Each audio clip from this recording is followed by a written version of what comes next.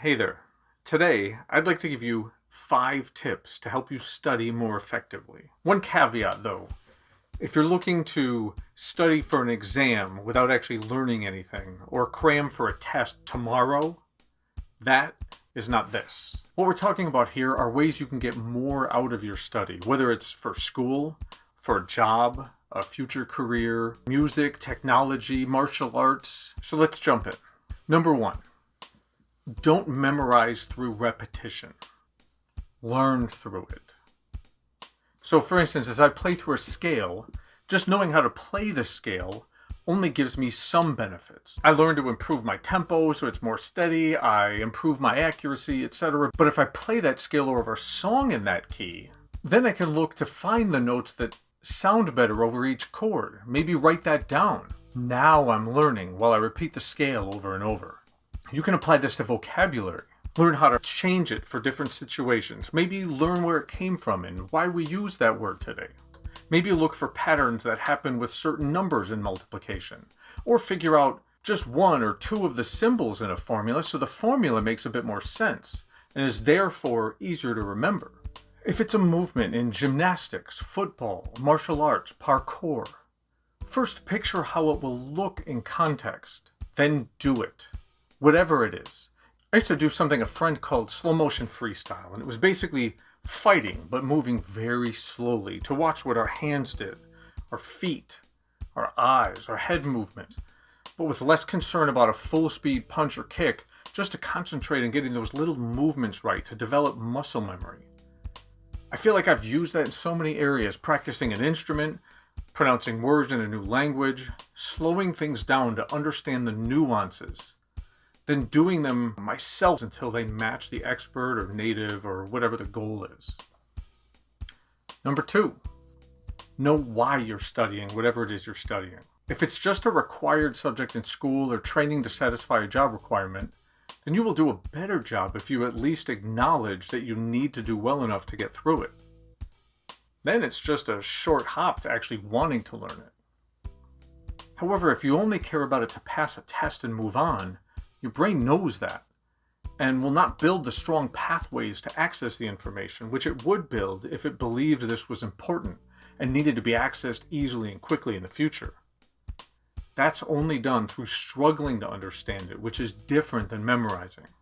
That gives what you're learning the value it needs for your brain to help you make sense of it.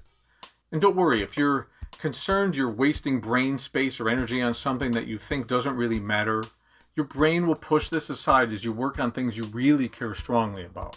Also, there are a lot of things we think are unimportant to learn at the time, only to regret that we didn't work harder when we had the chance.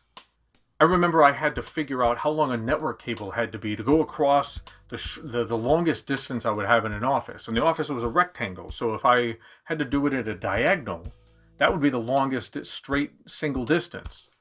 I was having trouble figuring out how to calculate that, and then somebody just said, "Ever heard of the Pythagorean theorem?" That sounded familiar, and he had to re-explain it to me. A squared plus b squared equals c squared. You can look that up. Well, the same holds true for things I originally learned outside of school, such as guitar. If I knew then what I know now, I would have studied differently, practiced differently. That's why I'm sharing this with you now. Number 3. Find the meaning in what you're studying. Find the real world situation to apply it to. Don't just practice arpeggios. Use them in the context of a song. Or don't just memorize vocabulary words, but when a new one comes up, use it in a real or at least realistic conversation. Maybe don't memorize a mathematical equation, but find a real world situation and use it to understand or solve the situation. Number 4. Learn it so well you can explain it. If you can explain something to someone else clearly, then you probably understand it. Better yet, if you can explain it in 5 sentences or fewer, then you probably get the real essence of it. It doesn't mean the subject is not deep or complex, but if you can boil it down, then you really get the most important points about it. For instance, I only wrote 2 things down to test myself, so we're going to do this right now. So what makes a chord major or minor? So If you take a basic 3-note chord, then the bottom note is what's called the root. It's the name of the chord, so C minor.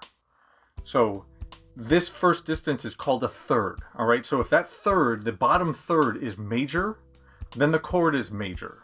If the bottom third is minor, if it's smaller, then it's a minor chord. That's in simple terms. So you can add other notes to make it more colorful, like a major 7, a major 9. That's just adding notes. It's still major.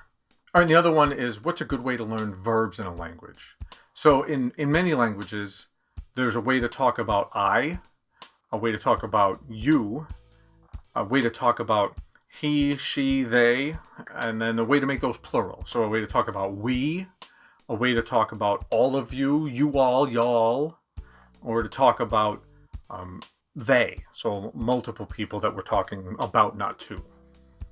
So if you can learn ways to just how to say something about that given thing, then you've got a practical example that you can use right then and there. So how do I talk about myself having dinner with somebody? I say, I have dinner. So there we go. And then how do I say something about we? Learn how to say we have dinner, or learn how to say she's building a house. Whatever it is, but find just ways to practically use a verb in a situation that you're going to have. You get extra points, by the way, if you can answer more than half the questions from someone who knows less than you. In other words, they're not asking like quantum theory questions to a first-year physics student. And number 5, don't give up. Anything new can be frustrating until it starts to make sense. If you aren't making progress, ask for help. A teacher, a friend who does well with this subject, an expert, the internet. Once you start making progress and you keep at it, your brain helps tie the pieces together. But that only happens if you don't quit. It will click, but it happens at different times for different people in different situations. It doesn't make you dumb or stupid. There are many reasons things make sense for people at different times. Maybe they already have a foundation in that area, such as speaking another language at home, or building houses or repairing vehicles with a relative growing up. Keep going. It gets easier once some understanding breaks through. So that's it. I wanted to give some quick study tips and break down a couple barriers we put in our own way. If these help you out, I'd love to hear about it in the comments. Until next time, keep your mind open and growing. Thanks so much for watching.